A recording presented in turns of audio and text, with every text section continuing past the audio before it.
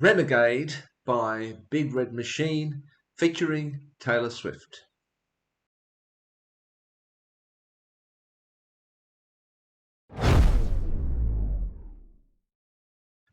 Today I'm looking at a song attributed to Big Red Machine, which is a project of Aaron Dessner and Justin Vernon of Bon Iver, both of whom have worked closely with Taylor Swift in recent years.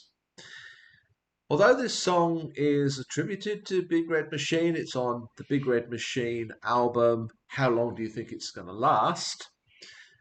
It's essentially a Taylor Swift song.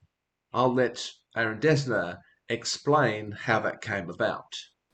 Um, Honestly, you know, Renegade is a different story because it was after we had finished Evermore, and I think is really by that point, um, the Big Red Machine stuff. I started to dive back into it, like sort of feverishly once we finished, because with Folklore and Evermore, we made so many songs over those several months, and it was such a whirlwind, and I kind of had set aside Big Red Machine for quite a while, but then both Justin and Taylor and other friends were sort of like, feeling like there was so much there, and I dove back into it, and I think Taylor had always, it was in her mind to write a song for Big Red Machine, so she really wrote Renegade for Big Red Machine after Evermore. It wasn't like, and I think that the energy in Renegade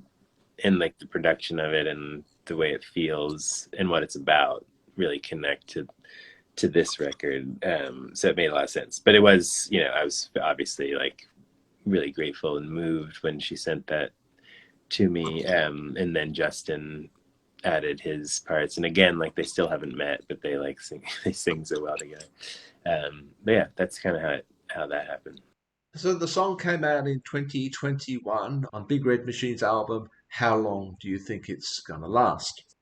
It's a song about a relationship, as Taylor Swift songs so often are. It has some fairly biting and sharp lyrics. Given the timing of the song, it's almost certainly written about her relationship with Joe Alwyn. But as always, I emphasize that the specifics of that are not all that important. Really, what's important is what she has to say about this kind of relationship, about being in this situation. So let's dive in and listen to Renegade by Big Red Machine featuring Taylor Swift.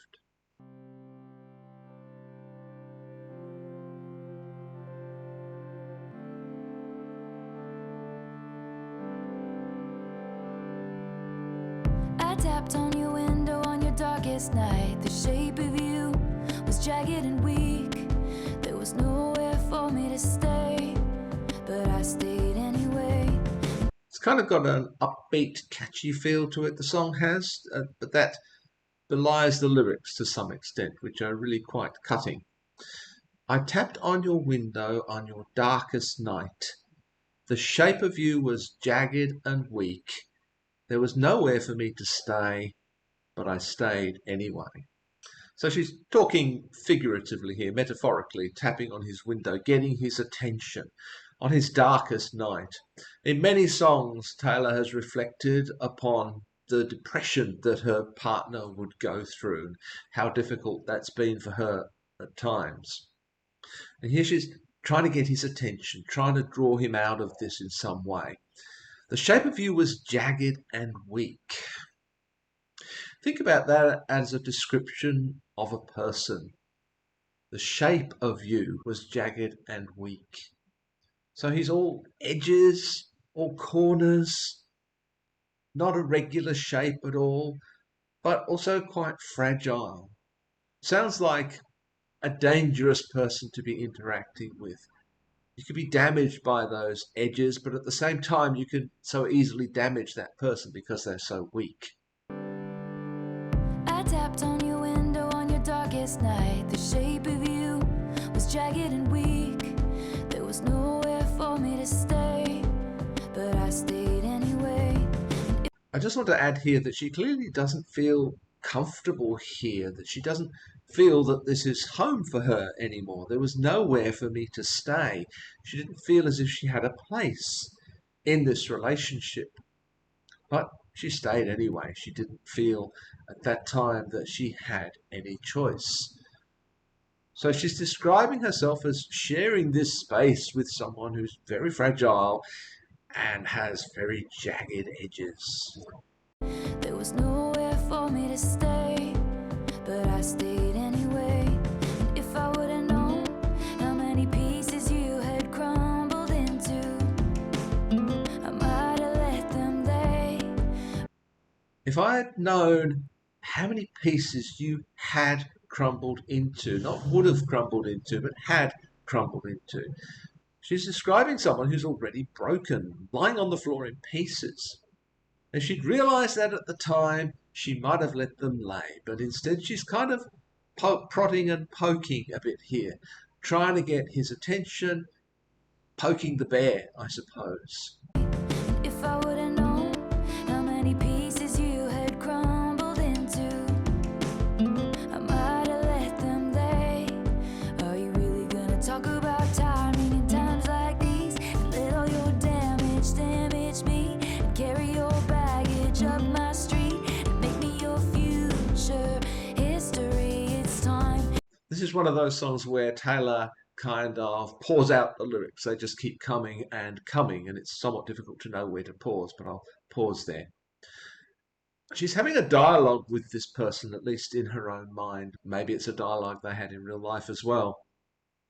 Are you really going to talk about timing in times like these? It's as if the person has said to her, this is not the right time. This is not the right time to be prodding me in this way, to be trying to get my attention in this way.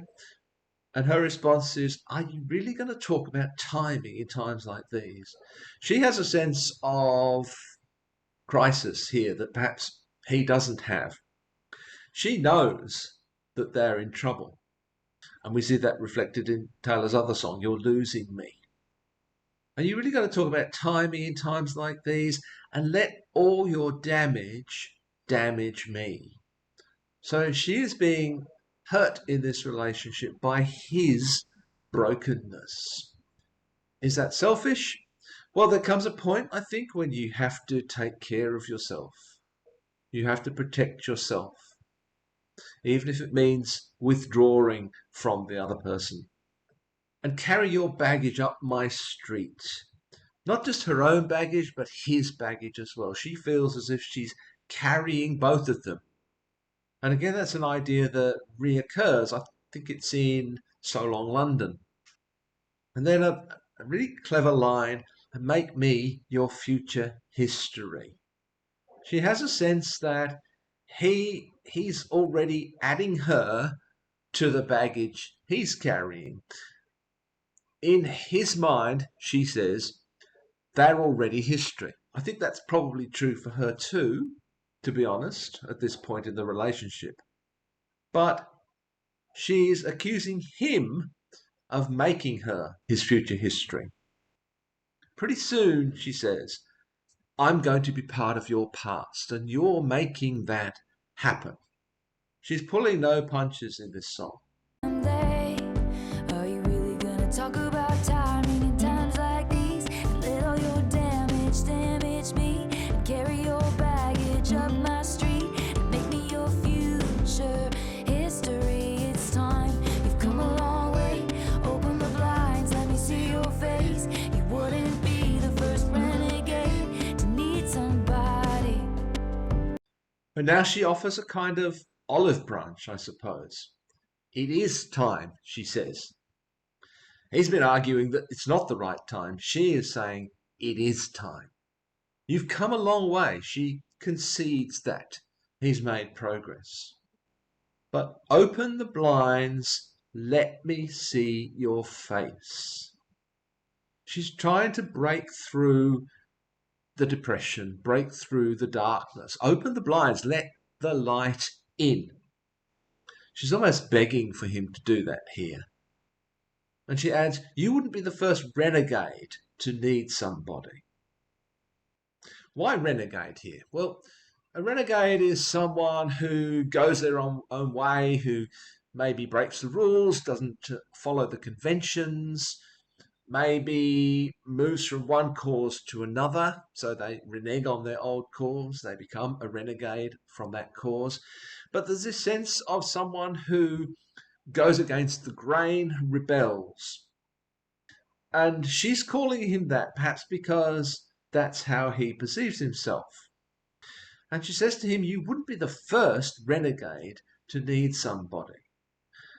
So here she's challenging his sense of self-sufficiency. Perhaps the idea of renegade carries this idea. I'm on my own, I'm doing this on my own. But she's offering him help. She's offering him a hand. And perhaps when she says you wouldn't be the first renegade to need somebody, maybe she's hinting at the fact that she too is or has been a renegade, and she has needed people at those moments. So there's some confrontation in this conversation that she's having with this person. There's also an offer of help. An olive branch is held out to him. An opportunity is given to him. You've come a long way. Open the blinds, let me see your face. You wouldn't be the first renegade to need somebody. Is it insensitive for me to say, get your shit together so I can love you? This is, once again, a very open and personal song from Taylor. She's obviously aware that he's in trouble, he's struggling. And so she asks him and herself, is it insensitive for me to say, get your shit together so I can love you? Whether she said it or not, it's something she wants to say, it's something she feels. She's asking maybe herself, should I be saying this? Should I say this?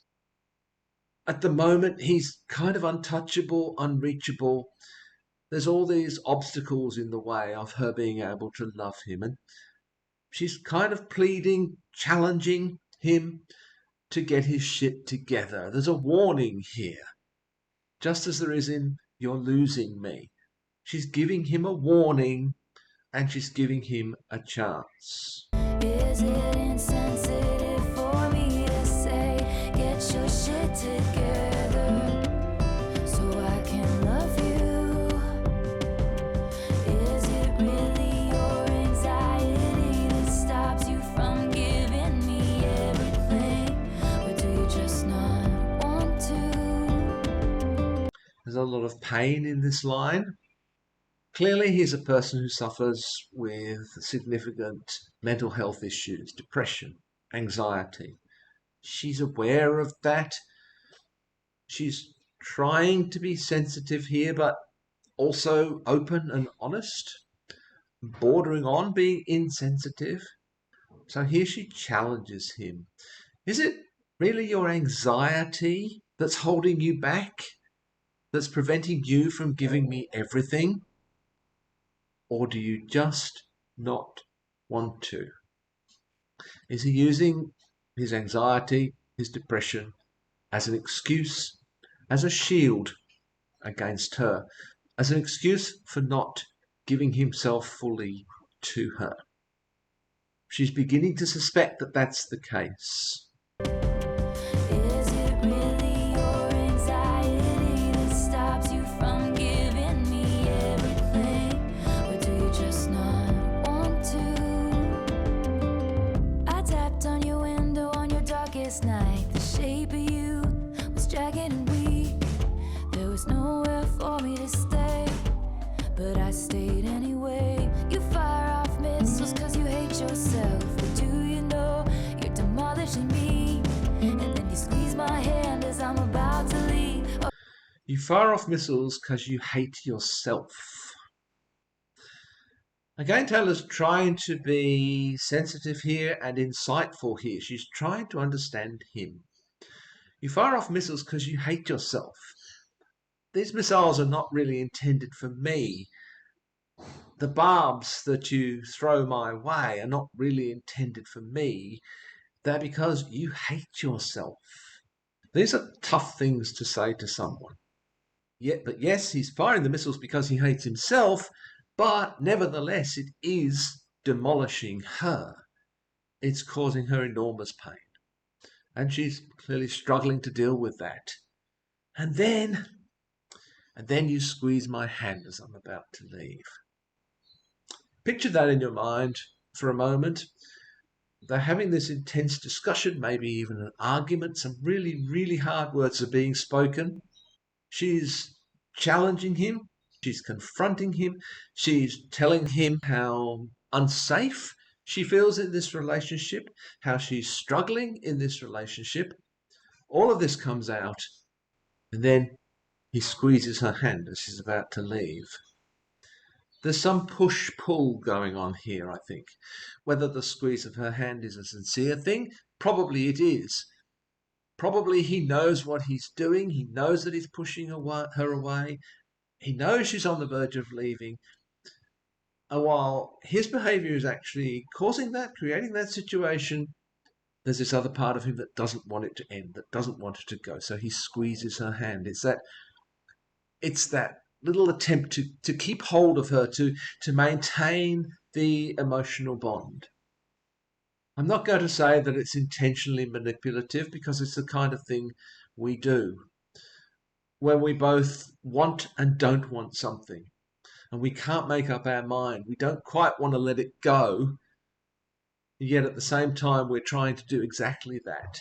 We can't make up our mind, and here he can't make up his mind. He squeezes her hand as she's about to leave, to try to reinforce that bond, to tug at her heartstrings. Some would do that manipulatively and purposefully. It's a game for them. Many of us do it unconsciously, without malice, but we do it nevertheless. You fire off missiles cause you hate yourself. But do you know you're demolishing me? And then you squeeze my hand as I'm about to leave. Are you really gonna talk about timing in times like these?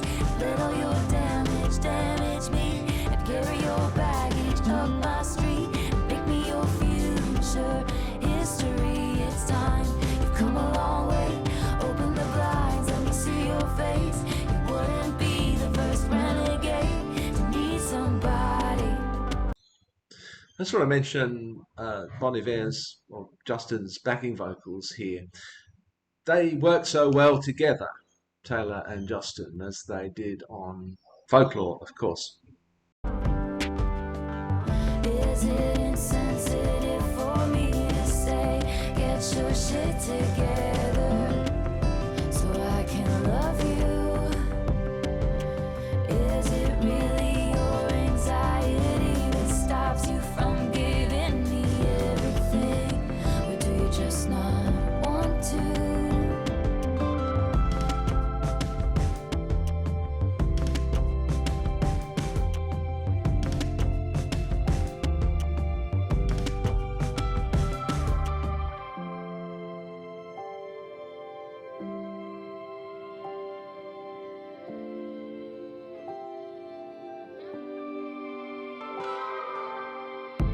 If I would've known how sharp the pieces were you'd crumbled into, I might have let them lay.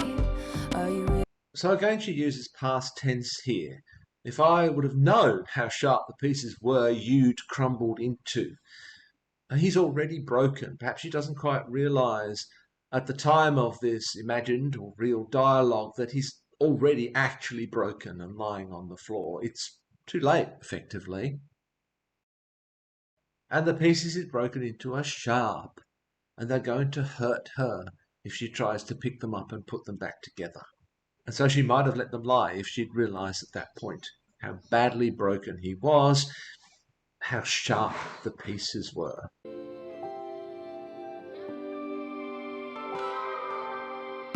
And if I would've known how sharp the pieces were you'd crumbled into, I might have let them lay.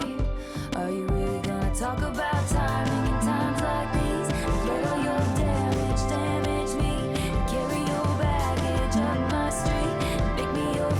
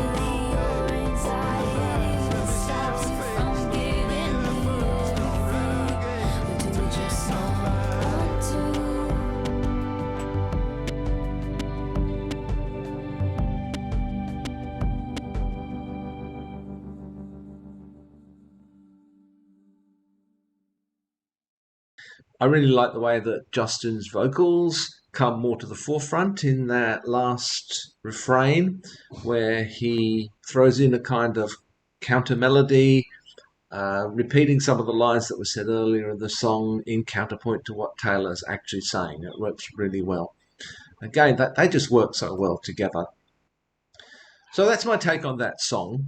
Clearly, Aaron and Justin put their mark on this song, but essentially it's Taylor's song, and certainly the lyrics are Taylor's lyrics.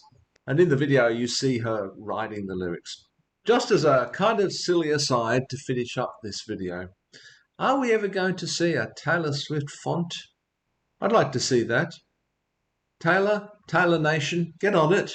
Release Taylor's handwriting as a font for us all to use.